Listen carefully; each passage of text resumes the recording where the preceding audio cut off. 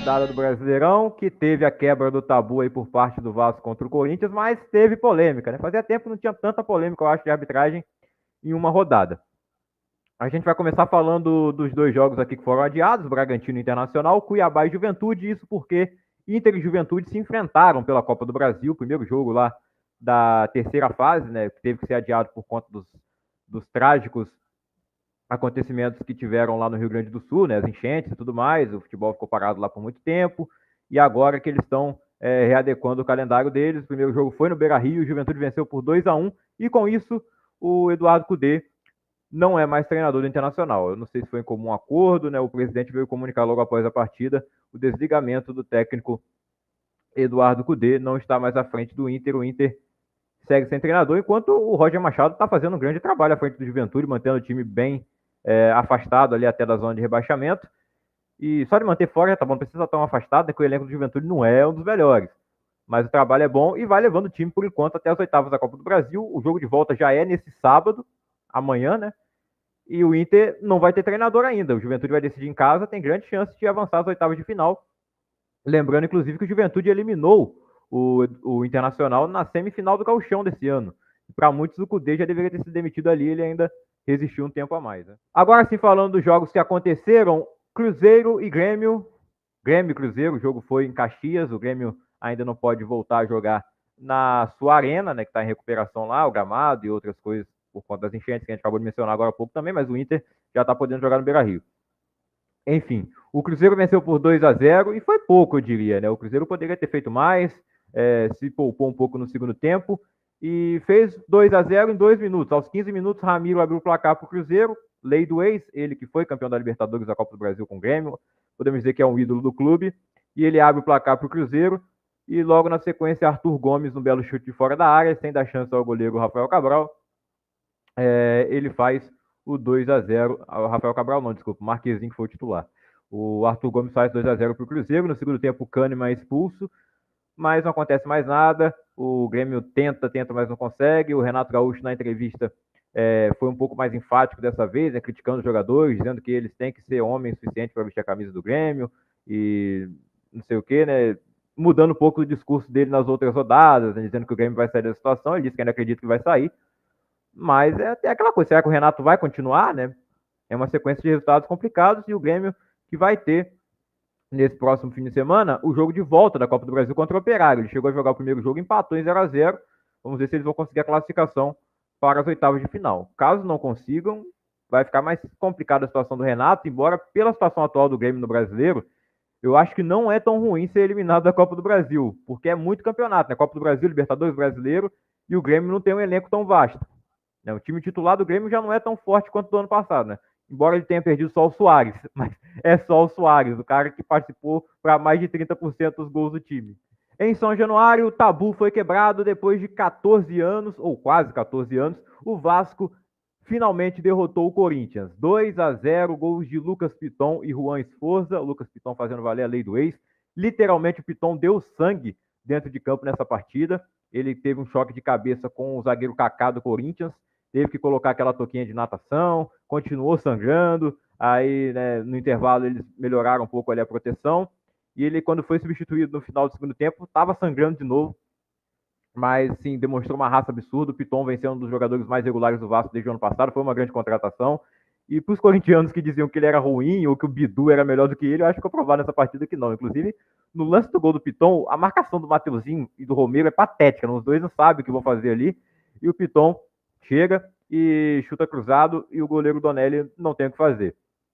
Vi muitos criticarem o Donelli também pelo gol de falta do Esforza, porque no primeiro tempo o Corinthians teve uma cobrança de falta a seu favor, né? E o Coronado bateu e a falta é parecida, realmente. A distância é quase a mesma, inclusive no mesmo gol, né? Porque no segundo tempo inverte, então foi batido no mesmo gol. E o Léo Jardim faz a defesa no chute do Coronado e o Donelli não consegue defender o chute do Esforza. Só que tem uma diferença pequena, mas que eu acho que é muito importante, que é o Esforza é canhoto, o Coronado é destro, a falta está mais à direita, então quando o canhoto chuta, o caimento da bola é diferente. A curva que a bola faz, a velocidade. Então eu acho que a falta do Esforza entrou porque ela foi melhor batida. Realmente o Léo Jardim é um goleiro melhor e mais experiente do que o Donelli. Mas o Donelli não é um mau goleiro, inclusive ele tem agarrado bem nessas partidas. Não estou dizendo que ele é melhor que o Carlos Miguel ou que o Cássio. Acho que não é. Mas aí o Corinthians que foi incompetente em não renovar direito o contrato do Carlos Miguel e ter feito o que fez com o Cássio, né? Agora aguente. E trouxe o goleiro Hugo aí recentemente, né? Ele vai brigar por posição com o Donelli. A princípio ele chega para ser titular, né? O Hugo chega para ser titular, foi contratado para isso. Vamos ver se vai conseguir, né, ser titular, mas de qualquer maneira, eu acho que qualquer goleiro que entra no Corinthians hoje, ele vai fazer muitas defesas, mas vai tomar muitos gols. O time está muito exaustado. Tá chegando o Ramon Dias aí como novo técnico. É muito engraçado que o Corinthians anuncie ele justamente no mesmo dia da partida contra o Vasco, ex-time do Ramon Dias. E mais engraçado ainda é que o Ramon Dias vai estrear pelo Corinthians contra o Criciúma, que foi o time responsável por fazer aquele 4-0 no Vasco São Januário. E ali que o Ramon Dias foi demitido ou pediu demissão, até hoje isso não foi totalmente esclarecido. Então, o Ramon Dias disse que foi demitido, a diretoria do Vasco, no caso a 777, que hoje não manda mais no clube, quem manda é o Pedrinho, graças a Deus, a 777 diz que o Ramon pediu demissão. E fica esse entrave aí até hoje, inclusive, ainda durante a partida contra o Vasco, o Ramon tem vínculo. O negócio não foi totalmente desfeito o contrato dele lá, entendeu? É muito bizarro no futebol brasileiro. E quando se trata desses dois clubes, então, né, gestão, o Vasco agora parece estar melhor que o Pedrinho, né? Eu acredito que as intenções dele são melhores, ele está fazendo um bom trabalho. E espero que ele consiga uma SAF mais confiável que a 777, que deu calote em vários lugares, né? Mas o Corinthians com o Augusto Melo só tem uma frase para dizer: acabou a farra. Na Arena da Baixada, na Liga Arena, o Atlético Paranaense perdeu de 3-1 para o Bahia. E o Bahia segue firme ali no pelotão de cima. Grande vitória fora de casa. Venceu o Atlético Paranaense na Arena da Baixada, sempre é muito difícil. O Bahia finalizou ao todo no jogo 7 vezes, 5 na direção do gol e fez 3 gols. O aproveitamento de finalização estava ótimo, né? O Everaldo abriu o placar aos 9 minutos, um belíssimo gol na entrada da área. O Gabriel Teixeira fez 2-0. O Atlético Paranaense até desconta com o Diório aos 20 minutos do segundo tempo. E o Luciano Juba, uma cobrança de falta que tem desvio, faz o 3-1 para o time de Rogério Ceni, que segue firme ali brigando, sonhando com o título brasileiro, por que não, né? Ele sonha com o título brasileiro, enquanto o Atlético Paranaense, apesar de ainda estar entre os 8 primeiros, a tendência é olhar para baixo agora, porque está caindo muito de rendimento, ainda não acertou com nenhum treinador depois da saída do Cuca, eles queriam Fernando Diniz não quer trabalhar nesse momento. Vamos ver até quando o Atlético Paranaense vai ficar aí segurando, né, para contratar essa quinta-feira. O Palmeiras venceu por 3-1 o Atlético Goianiense no Allianz Parque. O Palmeiras sai na frente aos 6 minutos com o gol do Flaco Lopes. E eu tô dizendo, para que o Palmeiras vai contratar o Gabigol? O Flaco Lopes está muito bem, 15 gols na temporada. O Gabigol tem quantos, né? Tudo bem, o Gabigol não jogou tantas partidas igual o Flaco. Mas o Gabigol não é titular, o Flaco também não era. Agora ele tá virando titular de fato. Ele teve algumas partidas ao lado do Hendrick, teve. Mas agora ele deve ser o centroavante titular. E eu acho que deve ser. O Abel deve manter a confiança nele, tá muito bem. E é um bom jogador. A primeira impressão que ele deixou quando ele chegou não foi tão boa assim. Mas ele foi evoluindo e eu acho que hoje eu confio mais nele do que no Gabigol, ainda mais para contratar um cara que vai ganhar muito mais e seria pro ano que vem. O Gabigol fez 6 jogos pelo Flamengo no Brasileirão, com o jogo de ontem. Se ele fizer mais um, ele não pode se transferir para nenhum time da Série A. E aí fica difícil, né? O contrato acaba no final do ano. Ano que vem pode até ser, mas vai com o Flaco Lopes até o fim do ano, sem dúvida, eu acho.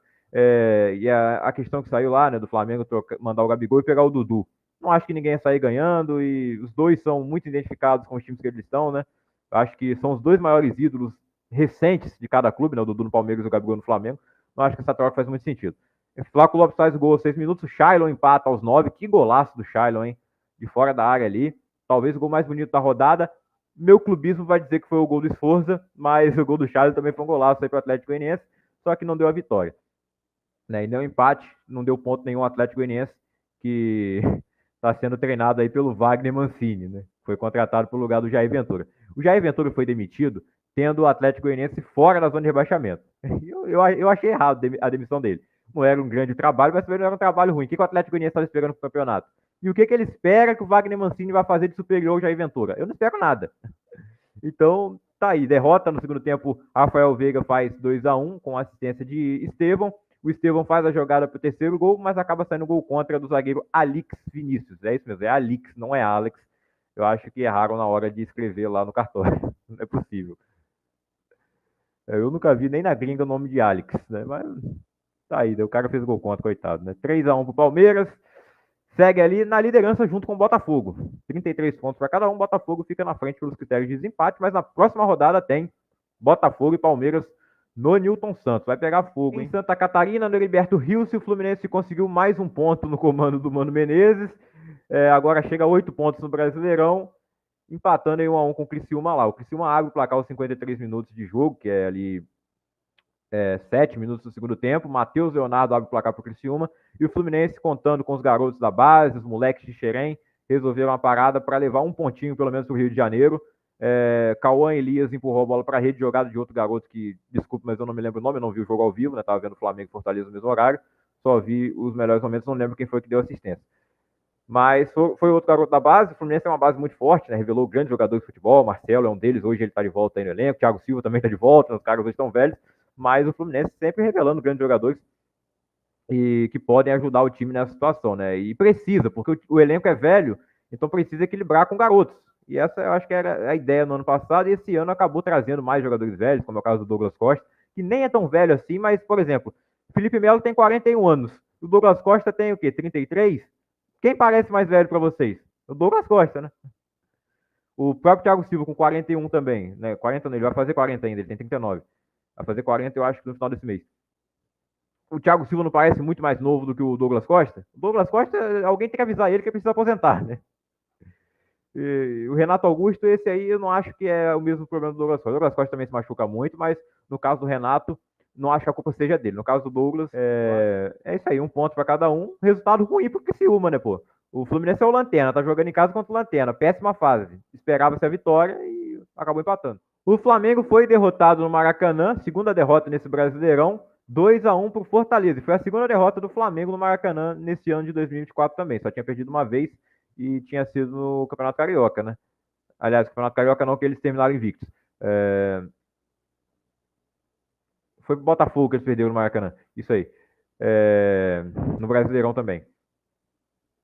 Então, 2-1 pro Fortaleza, de virada. Virada não, né? O Fortaleza saiu na frente com o gol contra do Wesley e as polêmicas de arbitragem nesse jogo. Jogadores do Flamengo, comissão técnica, torcedores pedindo falta no lance do gol contra. Eu nunca vi uma falta gerar um gol contra. Sério. É muito. Um gol ridículo do Wesley, né? Não vou dizer que foi querendo, claro que não, né? Mas falta não houve. Realmente houve o contato, mas não foi falta. O cara mergulhou para cima. Ele salta e acaba cabeceando a bola para dentro do gol. Não é falta. O pênalti no Pedro, eu não vi toque até agora. Já revi o lance umas 5 vezes e não vi contato.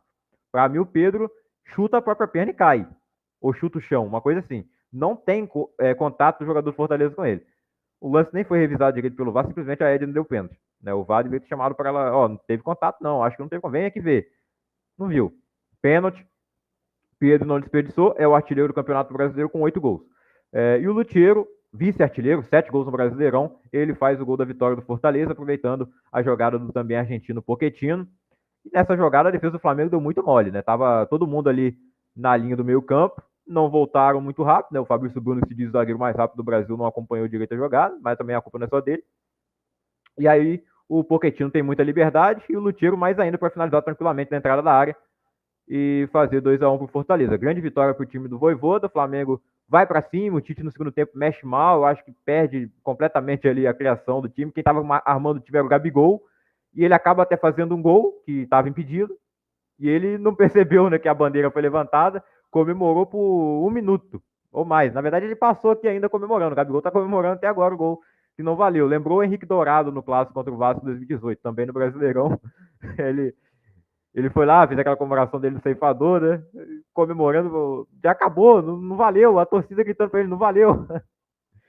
E o Gabigol foi bem parecido, né? Naquele jogo, no caso, terminou empatado 1-1. Dessa vez, termina com derrota do Flamengo 2-1 para o Fortaleza, que tá indo bem contra os times cariocas, só não venceu o Vasco. E também ele empatou com o Botafogo lá no Castelão, venceu o Fluminense no Castelão e vence o Flamengo agora. Perdeu pro Vasco, com um jogador a menos, vale lembrar, em São Januário. Mas, de qualquer forma, o Vasco jogou melhor aquela partida. Tem que valorizar aqui. Foi ali que começou a sequência de 3 vitórias seguidas do Vasco, inclusive, né? Fortaleza, Inter e agora contra o Corinthians. Né? São 4 jogos de vencibilidade, que teve um empate com o Botafogo antes. Atlético Mineiro e São Paulo na Arena MRV, 2-1 para o Galo, voltando a vencer um período de Copa América que foi muito ruim para o Atlético Mineiro. Né? Antes da Copa América, o Atlético já não estava jogando tão bem. Chegou a ter um momento que a gente pensou, o Atlético está jogando o melhor futebol do Brasil, junto com o São Paulo. Até o São Paulo também deu uma caída nesse período, mas não tão brusca quanto a do Atlético. O Atlético consegue essa vitória, também com polêmica. O Eduardo Vargas abre o placar aos 13 minutos. Vi São Paulino reclamarem desse gol também, mas nesse gol, para mim, não teve nenhuma irregularidade. Inclusive, o Alan Franco foi o grande vilão da partida, né? O zagueiro do São Paulo. Falha nos 2 gols e é expulso no segundo tempo. O Lucas Moura empata o jogo pro São Paulo, um belo gol do Lucas Moura, né? Um jogador diferenciado. E aí, no final do primeiro tempo, tem o gol do Paulinho, que pra mim a bola realmente bate na mão dele. Não vou dizer que ele quis dominar com a mão, não quis, mas a bola bate na mão dele. Eu vi esse toque. Tem gente falando que não, bateu na barriga, mas a minha impressão é que bate na mão. Agora, essa imagem gravada por uma TechPix, né? A transmissão do VAR é horrível, né? Não é 4K aquilo. Não é nem um HD aquela porcaria. E assim, a gente teria que ter uma qualidade melhor no VAR. Nesse caso, não é nem o impedimento semiautomático, é outra coisa, né? Seria pelo menos o primordial. Agora, sai o gol do Paulinho, né? O Alan Franco vacilando nesse lance. No primeiro ele tira a bola totalmente de chance de defesa do Rafael e nesse ele entrega a bola pro Paulinho fazer o gol. A bola bate na mão dele, na minha opinião, deveria ser anulado. O gol e no segundo tempo o Alan Franco é expulso, merecidamente. O São Paulo até tenta empatar o jogo, não é uma partida ruim do São Paulo, foi um jogo equilibrado. E o Atlético sai com a vitória. Eu acho que o resultado justo, pelo que as duas equipes apresentaram, seria um empate. E aí o São Paulino vai ficar reclamando de arbitragem por um bom tempo em questão desse jogo aqui. E o Botafogo venceu por 1-0 vitória fora de casa, gol marcado por Jefferson Savarino. Não foi um jogo fácil para o Botafogo, debaixo de muita chuva lá em Salvador, no Barradão. O Botafogo até desperdiça um pênalti antes de abrir o placar. O Eduardo isola um pênalti. Na mesma hora ele cai no chão. Na hora eu pensei, pô, tá de sacanagem, né? Ele perdeu o pênalti, quer fingir que se machucou para dar aquele migué. Bom, pelo visto ele se machucou mesmo, porque ele teve que sair do estádio logo para ser atendido no hospital, uma coisa assim. E aí o Savarino, que acabou de voltar da Copa América, marcou gol na vitória contra o Atlético Mineiro no fim de semana, marca de novo contra o Vitória. É o camisa 10 do Botafogo, que está se reforçando. Vem aí Thiago Almada, jogador que foi campeão mundial com a Argentina em 2022. Vem o Alan também, jogador da base do Vasco, grande sucesso na Europa, no Napoli e no Everton. O Botafogo vai se reforçando para o segundo turno, como ele não fez tanto no ano passado. Né? Trouxe até alguns jogadores, mas mais por necessidade mesmo. Agora é para completar esse elenco que é bom e agora vai ficar ainda melhor, né? No caso do ano passado, por exemplo, trouxe o Diego Costa porque o Tiquinho tinha se machucado. Senão não era uma prioridade trazer o Diego Costa para ser reserva do Tiquinho apenas. Hoje o Botafogo eu acho que tem um elenco melhor que o do ano passado, né? Embora não tenha mais alguns jogadores que saíram. O Lucas Perry é melhor do que o John. O John tá muito bem, eu não sei dizer quem é melhor. Eu acho que o Perry é um pouco melhor. E o Adrielson também saiu, mas o Bastos está muito bem, o Lucas Walter também está indo bem. O Botafogo vem forte novamente na briga pelo título. A essa altura do campeonato no ano passado, 16ª rodada, o Botafogo tinha 41 pontos. E eram 11 pontos de vantagem para o segundo colocado. Hoje ele tem 33 pontos e está com a mesma pontuação do segundo colocado, que é o Palmeiras, seu próximo adversário. Vamos ver a classificação completa, então, do brasileiro. Botafogo e Palmeiras têm 33 pontos, os dois, 10 vitórias para cada um, 3 empates e 3 derrotas. O Botafogo fica na frente porque marcou 27 gols e sofreu 14, tendo 13 de saldo. Ele fica na frente por ter o melhor ataque, porque o saldo é igual, 13 para cada um. O Palmeiras marcou 25 e sofreu 12. Né? Tem uma defesa melhor, mas o ataque um pouquinho pior. Né? Sofreu 2 gols a menos, marcou 2 gols a menos que o Botafogo. O Flamengo é o terceiro colocado com 31 pontos, o Bahia é o quarto com 30, o São Paulo é o quinto com 27, o Cruzeiro tem 26, o Fortaleza também, o Atlético Paranaense é o oitavo colocado com 25, o Bragantino tem 22, o Atlético Mineiro 21, o Vasco é o 11º com 20, Internacional 12º com 19, Juventude tem 19 também na 13ª posição, o Criciúma é o 14º com 17, o Vitória tem 15 no 15º lugar, e o Cuiabá, primeiro time fora da zona de rebaixamento com 14 pontos. Dentro da zona de rebaixamento, temos o Corinthians com 12, o Grêmio e o Atlético Goianiense com 11 e o Fluminense, o único time que ainda não tem 2 dígitos de ponto. 8 pontos para o Fluminense, 1 vitória, 5 empates e 10 derrotas, 24 gols sofridos e 12 gols marcados. A segunda pior defesa do campeonato, a terceira pior, na verdade, a pior é do Vasco, que sofreu 26. Inclusive o Vasco ficou 2 jogos sem sofrer gols, contra o Fortaleza e contra o Corinthians. O Corinthians também, né? O ataque do Corinthians marcou 12 gols. Mas ainda assim, o Fortaleza tem um ataque bom, né? 16, né? Não é tanto a mais assim, né? Eu quero valorizar aqui o trabalho de Rafael Paiva. Artilharia do campeonato, Pedro tem 8 gols, Juan Martin Lutero tem 7, Everaldo do Bahia tem 6, Luciano do São Paulo tem 6 também, Pablo Verrete do Vasco 6 e ele, Paulinho, artilheiro do ano passado, tem 6 gols também marcados. Nas assistências estão empatados Jean Lucas do Bahia, Pedro do Flamengo e Pochettino do Fortaleza. Estevão William do Palmeiras tem 4, Everton Ribeiro, Gabriel Teixeira, Gustavo Scarpa, Luiz Araújo e William Azevedo com S. Nunca vi um Azevedo com S. O William de Azevedo Furtado. Furtaram o Z e ele teve que colocar um S no lugar.